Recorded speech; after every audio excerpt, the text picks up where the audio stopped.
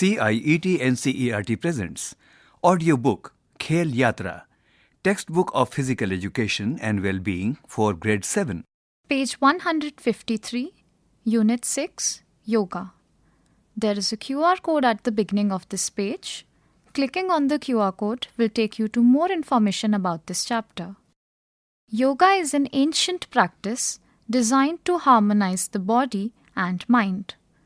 This unit will introduce and guide you through yoga for holistic development, emphasizing the practical application of the 8 limbs of yoga to achieve both physical health and mental well-being. We will explore how consistent yoga practice can foster self-awareness, discipline, and ethical conduct, ultimately empowering students to become more responsible and compassionate individuals. Page 154, About Yoga. In the grade 6, we learned that the word yoga is derived from the Sanskrit root yuj, meaning to join, or to unite, or to integrate. It is the union of body, mind, and the inner self. Yoga brings balance, harmony, and a sense of oneness within us and the world around us. Yoga helps us to grow in many ways, physically, mentally, emotionally, and socially. Practicing yoga regularly builds a stronger body, a calmer mind, and more balanced emotions. This inner harmony helps us to become better students, loyal friends, responsible family members, and citizens of the nation. It is necessary to maintain a consistent yoga practice to handle life's challenges with balance and focus. Each section in this unit will enhance your understanding and practice of yoga. We will start with an introduction to yoga for holistic development, then learn about yama, niyama, and their applications in our daily lives. Sukshma Vyayama, joint movements. Shithalikaran Vyayama, dynamic practices. Surya Namaskara, asana, postures, relaxation, mudras, kriyas, pranayama, regulation of breath, pratyahara, mastery over senses, dharana, concentration, dhyana, meditation, and Krida Yoga, yoga games. Page 155, Yoga Session Structure.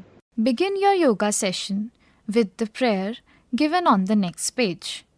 Through this prayer, we honor the bond between students and teachers. Together they ask for divine guidance, protection, and wisdom. They also wish for peace for everyone, everywhere. General instructions to begin and end a yoga session. Point 1. Sit comfortably in Sukh Asana with your spine, neck, and head straight. 2. Close your eyes, relax your face, and bring your awareness to your breath. 3. Place your hands in Chin Mudra. Observe your breath for a few moments. Then take a deep and slow breath as you exhale. Gently chant Om. 4th, gently place your hands in Namaskara Mudra and chant prayer given in the following page. 5. Notice how you feel after chanting Om. 6. Gently rub your palms together, place them over your closed eyes, and then slowly open your eyes to the warmth of your hands. Page 156. Opening Prayer. ॐ सहनाववतु सहनौ भुनक्तु सह वीर्यं करवावहै तेजस्विनावधीतमस्तु मा विद्विषावहै ॐ शान्तिः शान्तिः शान्तिः. May we both, Guru and Shishya, be protected. May we both be nourished. May we practice with great vigor and energy. Let our studies be fruitful and enlightening. May we not hate each other. After the opening prayer, follow the session planned for various yogic activities. These activities include Yama and Niyama, Sukshma Vyayama, Shithlikarana Vyayama, Asanas, Pranayama, Pratyahara, relaxation, Dharana, Dhyana, and Krida Yoga. End each yoga session with the closing prayer given below. This prayer helps students absorb the knowledge and reinforce the day's learning in a positive and joyful way. Closing prayer.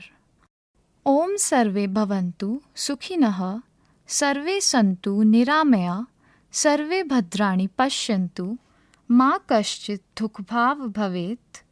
Om Shanti Shanti Shanti. Meaning of the prayer. May all be happy. May all be free from illness. May all see what is auspicious. May no one suffer. Let there be peace everywhere. Page 157. Chapter 1. Yoga for Daily Life. In this chapter, we will explore different ways to integrate yoga into our daily routines. To incorporate yoga into our daily routine, it is necessary to practice yoga in action, Karma Yoga, as taught by Sri Krishna in the Bhagavad Gita. The Bhagavad Gita defines yoga as Yoga Karmasu Kaushalam 2.50, which means yoga is skill in action. This means doing our tasks in a relaxed and focused way to get the best results. Think about a Kho-Kho player. They are not just running fast, they are also incredibly calm and focused. Even when the game gets intense, that is a lesson for all of us. Whether we are studying, playing a sport, or learning a new skill. It is not just about working hard and stressing out, it is about staying calm, focusing our attention, and truly enjoying the process. Sri Aurobindo highlights that yoga is about overall personality development at the physical, mental, intellectual, emotional, and spiritual levels. It is about growing in all areas of life.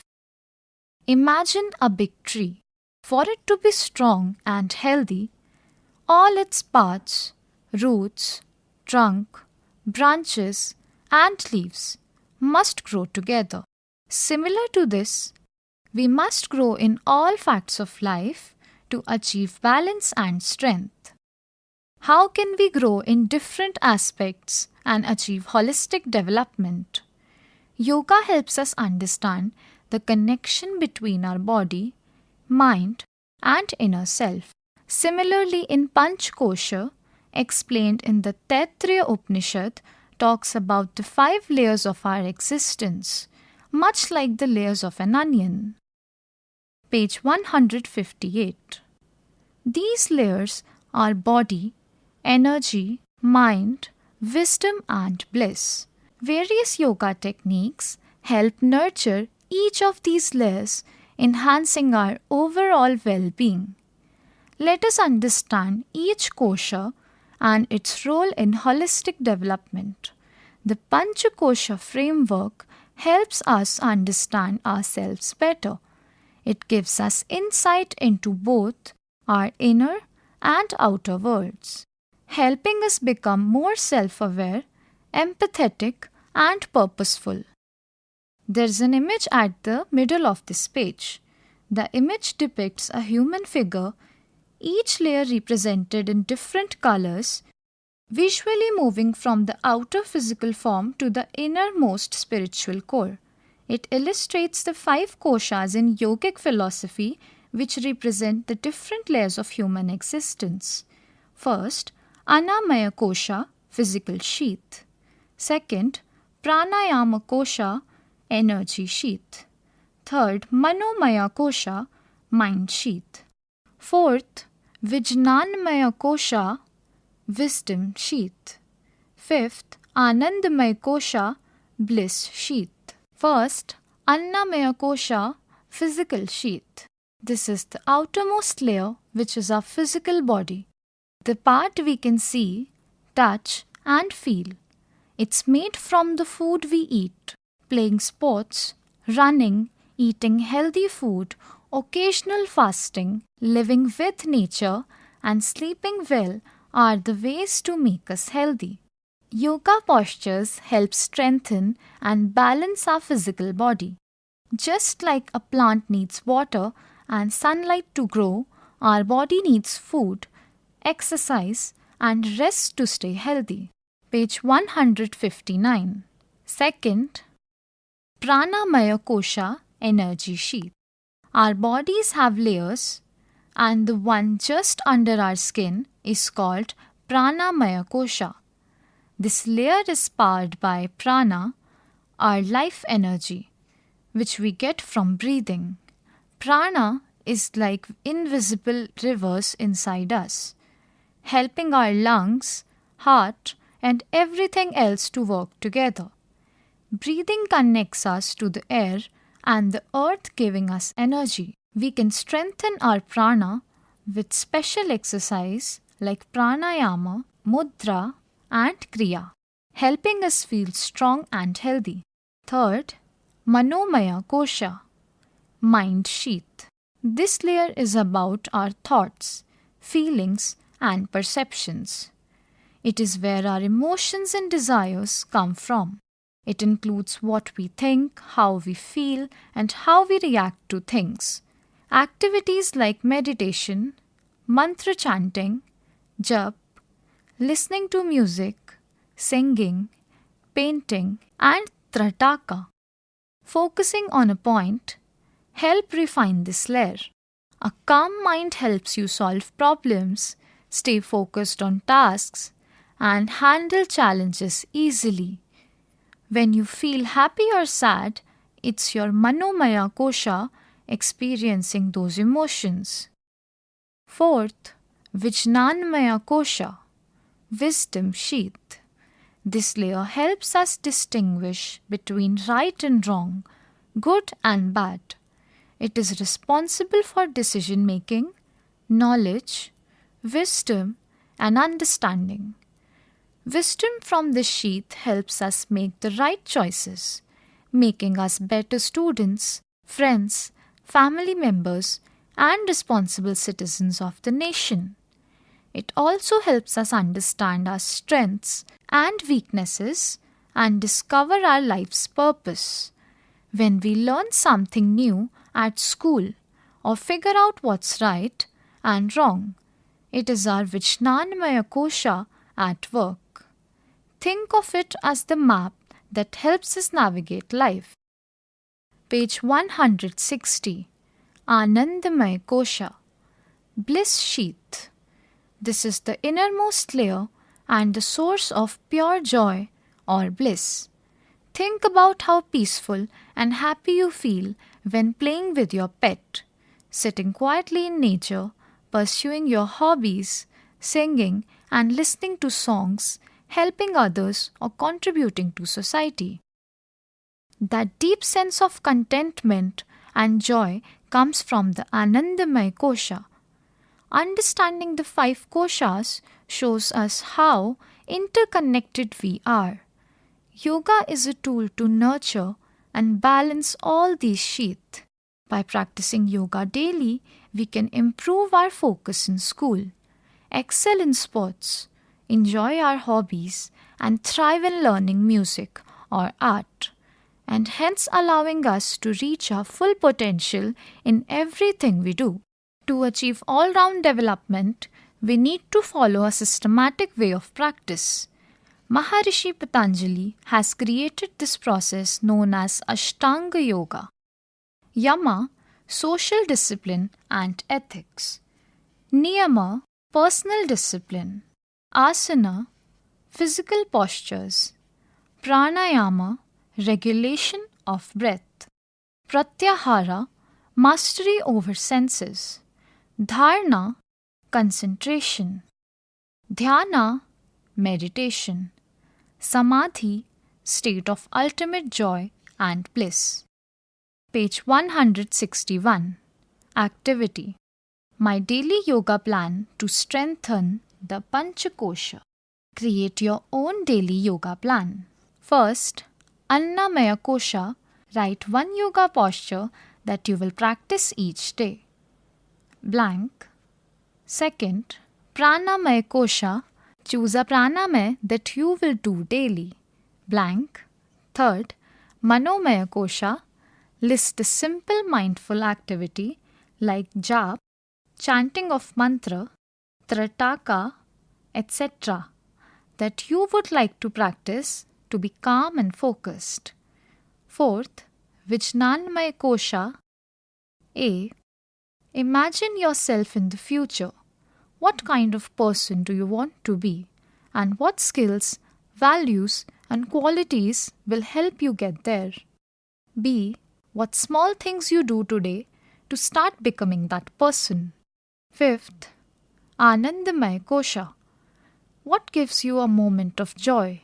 Listening to birds, spending time with friends, helping your dear ones, playing with pets, sharing, etc. Prepare a collage of activities that bring you joy. Note for the teacher. Explain to students how yoga can nourish and balance the Panchakosha through asanas, pranayama, and meditation.